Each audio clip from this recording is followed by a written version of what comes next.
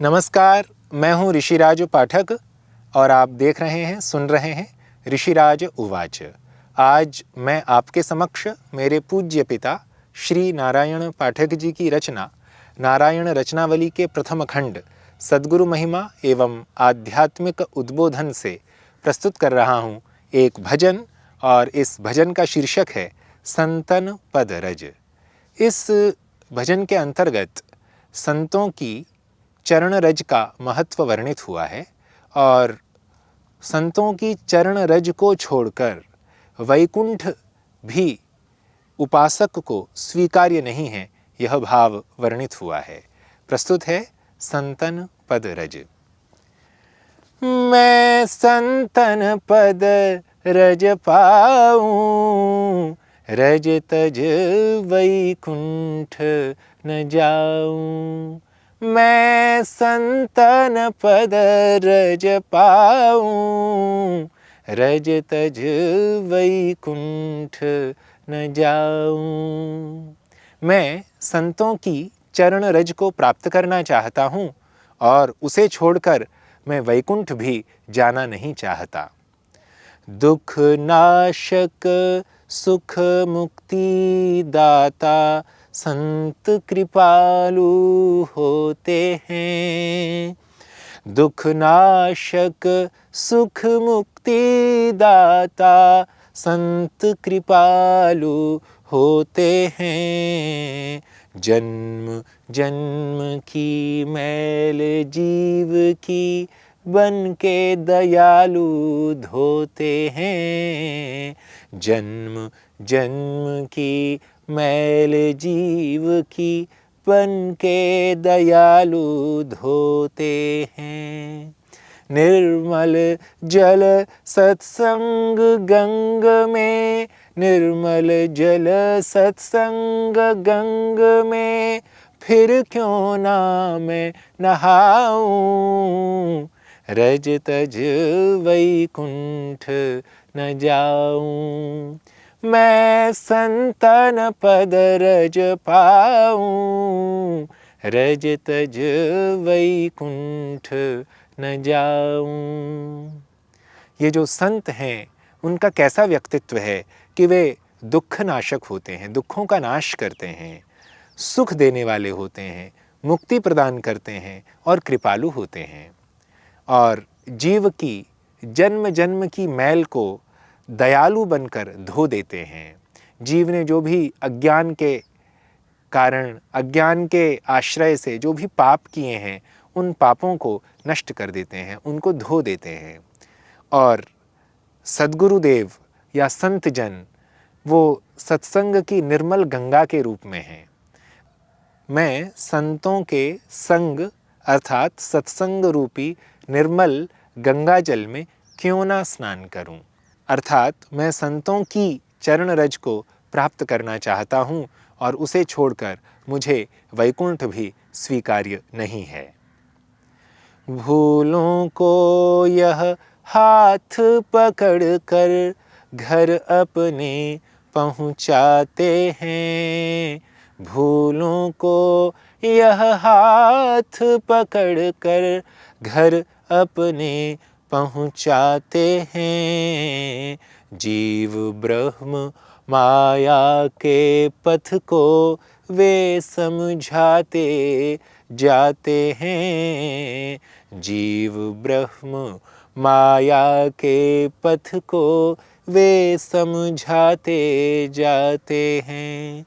आप ही आप मिलाएं सहजे, आप ही आप मिलाएं सहजे, फिर क्यों ना गुण गाऊं, रज तज वैकुंठ न जाऊं। मैं संतन पद रज पाऊं, रज तज वैकुंठ न जाऊं। ये सद्गुरुदेव, ये संत जन भूले मनुष्यों को, जो अपने स्वरूप को भूल चुके हैं, जो ये भूल चुके हैं कि मैं सच्चित आनंद स्वरूप परमात्मा हूँ, ऐसे अज्ञानी जीवों को उनका स्वरूप याद दिलाकर उन्हें उनके घर पहुंचाते हैं। और जीव किसे कहा जाता है, ब्रह्म का क्या स्वरूप है, माया का क्या पथ है, इन सब के लक्षण, इन सब की परिभाषाएं, इन सब का स्वरूप समझाते हुए उसे उसके निज स्वरूप तक पहुंचा देते हैं और आप ही आप से सहज मिला देते हैं, अर्थात स्वयं ही जीव को ब्रह्म से मिला देते हैं। मैं फिर ऐसे सद्गुरुओं का, ऐसे संत जनों का स्मरण क्यों न करूं, मैं उनके गुण क्यों न गाऊं। प्रेम भीख दे शरण लगाए, जग का भूप बनाते हैं। प्रेम भीख दे शरण लगाए, जग का भूप बनाते हैं। निर्भयता सत्ज्ञान भक्ति की जीवन ज्योति जगाते हैं। निर्भयता सत्ज्ञान भक्ति की जीवन ज्योति जगाते हैं। फिर क्यों ना मैं संत चरण रज, फिर क्यों ना मैं संत चरण रज मस्तक सदा झुकाऊं। रज तज वैकुंठ न जाऊं, मैं संतन पद रज पाऊं। रज तज वैकुंठ न जाऊं। ये जो संत जन हैं, ये भिक्षा में प्रेम दे देते हैं और अपनी शरण लगा लेते हैं, अपनी शरण दे देते हैं और संसार का स्वामी बना देते हैं, मायाधीश बना देते हैं और निर्भयता, सत्य, ज्ञान और भक्ति की ज्योति हमारे जीवन में जगा देते हैं। हम सद्गुरु संतों तथा जो उपदेशक जन हैं, उनकी जब शरण ग्रहण करते हैं तो हमारे जीवन में स्वतः ही ज्ञान, भक्ति, निर्भयता की ज्योति जागृत हो जाती है। इस भजन का अंतिम चरण है, पार ब्रह्म परमेश्वर ही खुद संत रूप में आते हैं। पार ब्रह्म परमेश्वर ही खुद संत रूप में आते हैं। वेद शास्त्र गीता रामायण श्रुति पुराण सब गाते हैं। वेद शास्त्र गीता रामायण श्रुति पुराण सब गाते हैं। जन्म जन्म संतन संग पाऊं, जन्म जन्म संतन संग पाऊं, नारायण यही ध्याऊं।